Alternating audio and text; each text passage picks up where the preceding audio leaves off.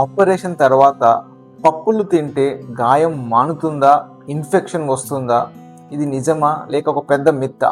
నేను క్లారిటీ ఇస్తాను. నేను doctor Vemula Raj Kumar, joint replacement trauma surgeon, Khammam. చాలా మంది పేషెంట్స్ చెప్తారు, డాక్టర్ గారు పప్పులు తింటే చీమ్ వస్తుంది, గాయం మానదు అని. ఇది పూర్తిగా ఒక మిత్, ఒక అపోహ. నిజానికి వస్తే పప్పులు ప్రోటీన్ పౌడర్లా పనిచేస్తుంది. పప్పుల్లో ప్రోటీన్ ఎక్కువగా ఉంటుంది. ఇది గాయం త్వరగా మానడానికి చాలా అవసరం. పెసరపప్పు, కందిపప్పు, శనగలు ఇవి బాడీ రిపేర్కి హెల్ప్ చేస్తాయి.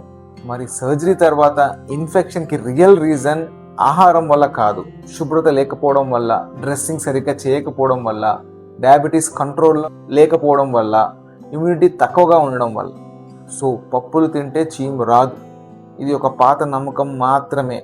కానీ ఒక్కొక్కసారి గ్యాస్ట్రిక్ ప్రాబ్లం లేదా బ్లోటింగ్ ఉంటే లైట్గా తీసుకోండి, పూర్తిగా అవాయిడ్ చేయాల్సిన అవసరం లేదు.